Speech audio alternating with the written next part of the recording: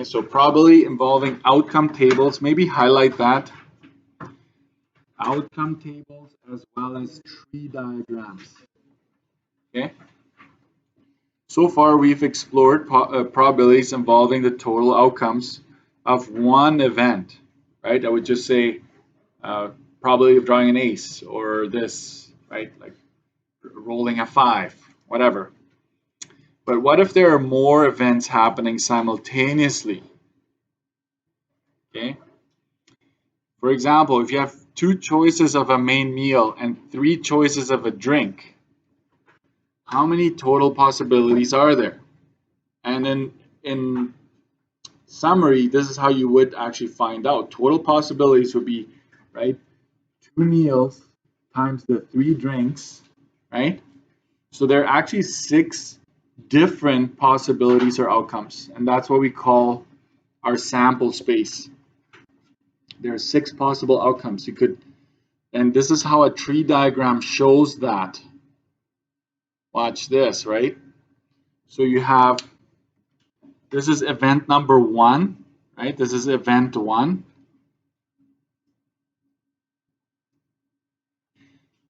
And this, right, this here is event number 2, the drinks. Okay? So you have your meal and your drink choice afterwards. Okay, so let's highlight meal 1 with one color, and you can highlight meal 2 with a second color here.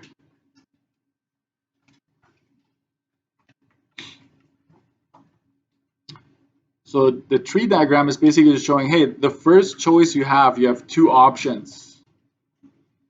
And then let's say you choose meal 1, you want the chicken burger or whatever, right? Right? Then you could have that with the first choice of drink, let's say it's Coke, Sprite, ginger ale, or whatever, right? So meal 1 with the first drink, meal 2 with the second drink, meal 1, it's always meal 1, sorry, and there's various flavors of drinks. And I'm not going to use different highlighters for that because you probably don't have enough, right? But then you could branch off here, meal 2, you can pick meal 2, which is the triple beef burger, Angus or whatever. Sorry if you're a vegetarian or vegan, never mind. Whatever choice is your choice, you pick it, right? And so meal 2, right, as you can tell, if you pick that, you can still combine it with the 3 flavors of your drink, whatever choice you make, right? So in total, if you think of these are the roots of the tree, right? You can tell that there are 6 different outcomes or possibilities. Okay. So the tree diagram just shows you visually that is the case. Okay. I was gonna make you copy this and create the whole diagram from scratch, but then I was like, no, I'm just gonna make it and then show you how that works. But notice that it essentially went 2 times 3, right? 2 times 3, 6 possibilities. We see it using the tree diagram, but we can also see it with an outcome table down here. This is going to give you the same results. This is probably my preferred method of doing things. So you could have drink 1 with meal 1. You could have drink 2, right? Drink 2 with meal 1. Or you could have drink 3 with meal 1. So 3 different outcomes there. And then let's head over here. We go drink 1 with meal 2. Right? Drink 1 meets meal 2. Drink 2 meets meal 2. And then drink 3 meets meal 2, right? So still you have 6 outcomes. And this is key here to understand that these are your outcomes here.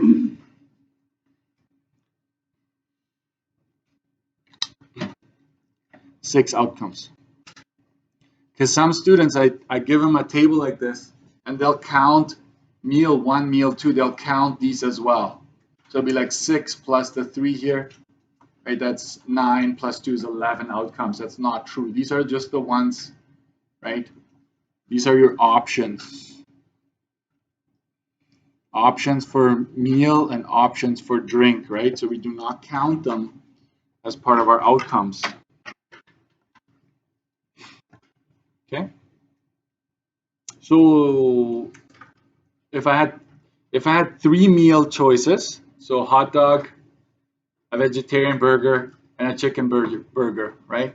3 meals and 3 drinks. How many options would I have then? Well, you go back, 3 meals times 3 drinks, you would have 9 choices. Let's add dessert, right? How many desserts? 2, right? So 2 meals, 3 drinks, 2 desserts. So you keep multiplying. The choices become more and more, right? As things progress. So come with me to page 40. Highlight this box right here. In general, right?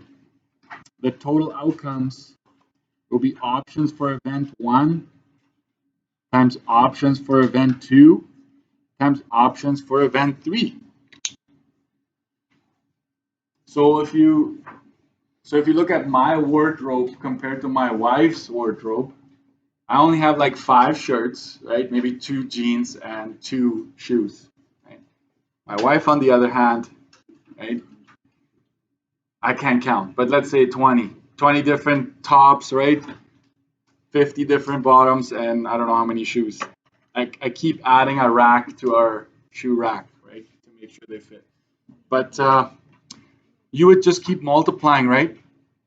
I don't have that many different combinations. She does, right? Because she's got more choices for each. Each event would be each, right? This would be the top, bottom, shoes, socks, blah, blah, blah, right? It keeps on going, right? Watch this. 2 4-sided dice. 2 4-sided dice are being tossed during a game. How many possible outcomes are there? So watch this. You go die 1. You've got 4 options. And I don't know if you use dots in math. I don't know if you ever used dots for multiplication. It's still the same thing. So I would like dots there, okay? And then you take your second die. You have 4 options as well. In this case, it can change. You can have a 4-sided and a 5-sided. You can have a 4-sided and a 12-sided. You name it. So basically, 4 times 4, we have 16 different outcomes. For $100, no, I'm just kidding. But what's the alternative name for this? I've used it today several times. Starts with an S. Sample space. Okay. This is called sample space or sample size. Same thing.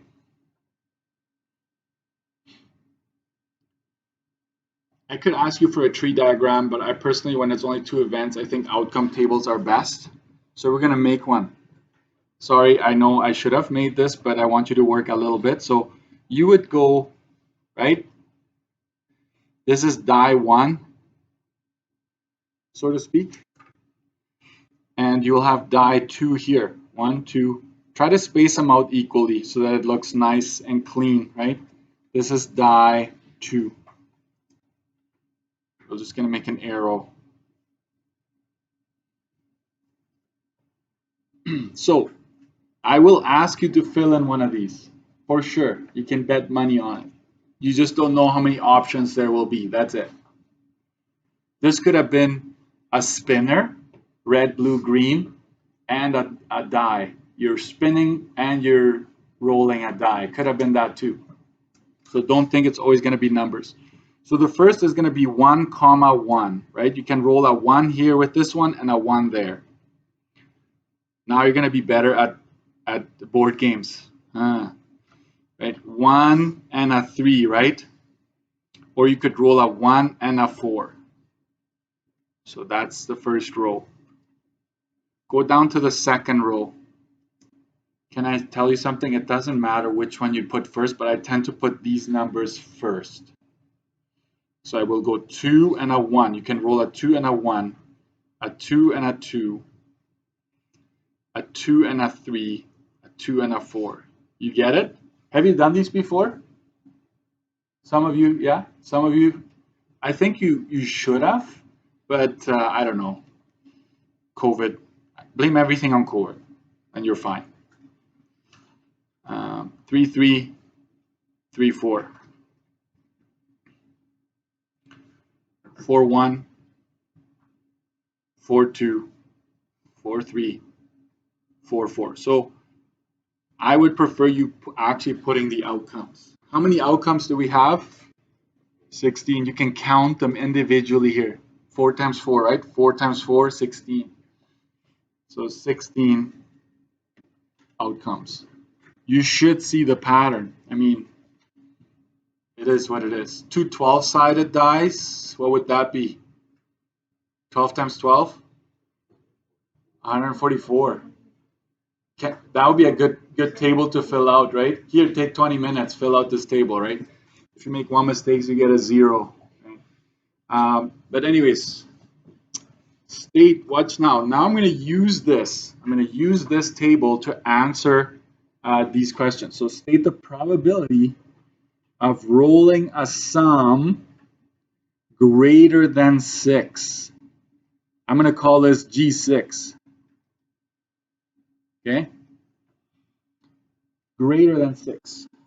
So let's find it. This would give you what? 1 and 1 gives you a 2, right? 2 and 2 gives you 4. 3 and 3 gives you 6, but we want greater than 6, right? 4 and 4, would that qualify?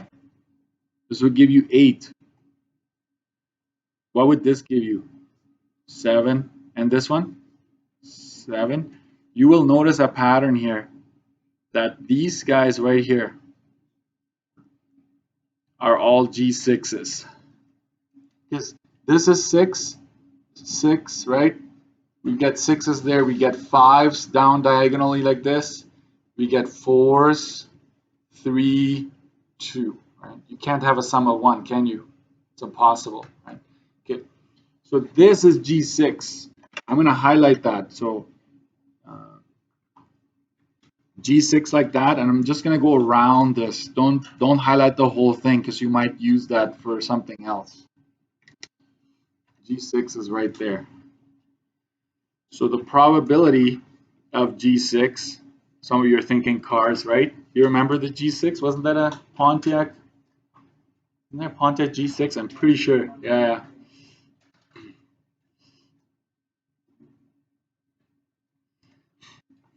Okay. What goes in the denominator in this case? Don't look at the chart. Just think about 2 dice, 4 and 4. 4 times 4, 16, right? And we know it's 16. So yes. If it had been 2 5-sided, I've never seen a 5-sided dice, but I can make that up, right? That'd be 25. Oh, I need to hurry. So how many options qualify in this case? There are 3 events that are favorable to what I want. So 3 out of 16. Voila, right? What are the odds of this happening? 3, 2, 16. Common mistake right there. You're so close, but not really. Right? You're missing a concept there. Right? You got to go -3. Because you're saying 3 options are what I want, and 13 do not qualify. Right? So 3 yes, 13 no. Okay? Watch this. Which sum is most likely to happen? If you play Settlers of Catan, you probably know this one. I don't know if you know what that is, a board game. But which sum is more likely to happen? 5? Let's see. This is 5, right? 5, 5, 5. Right? This sum here is the most likely outcome. Most likely to happen. I will actually go and do this. Everything else is going to happen fewer times, right? Because your options shrink as you either go down this way diagonally or up, right? So how many options? 1, 2, 3, 4. A sum of 5 is most likely to happen. But you will be very frustrated when you play board games. When I play with my family, I'm the math guy, so I always know, like, oh, in theory, that's the one that's most common, right? And my kids, they just pick random stuff, right? They'll pick 1, 1, right? Like, and they win the game sometimes because it's not, right? And in the long run, it's true, but it might not be true in a particular game, right? But show how you know. I did. So probability of a sum of 5. Sum of 5 as 5, right? That's dangerous. Looks like 2 S's, but it's S5, okay? So that's 4 options out of 16, which is 1 over 4, which is 0.25, which is 25% of the time. You can expect that sum. You can expect a sum of 5, 25% of the time. State the probability of rolling doubles. You know what that is? It's both are the same number. Do you see the doubles? 1, 1, 2, 2, 3, 3, 4, 4. Yeah, the same. So 1, 2, 3, 4 options as well. That just happens to be the case, right? So probability, I'm just going to call this doubles, is 4 out of 16, which is 25%. Odds, for and against. Odds for will be 4 to 16 minus 4. That's 4 to 12. And I'll put it right next to it, odds against. If it's the same event we're talking about, you just flip it, right? You flip this previous answer, 12 to 4. And you got it. I want to highlight somehow the doubles. So I'm just going to go doubles, doubles, double, double, coffee, right? Is it going to be a bit messy? Maybe.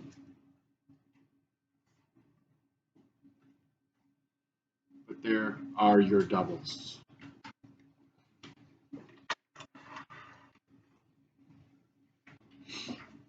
That's it. That's it. That's it. Will I expect you to know this by tomorrow? Maybe. Maybe a little bit, right? What's that? I don't know if I have one ready. So expect it. Expect the unexpected. Okay.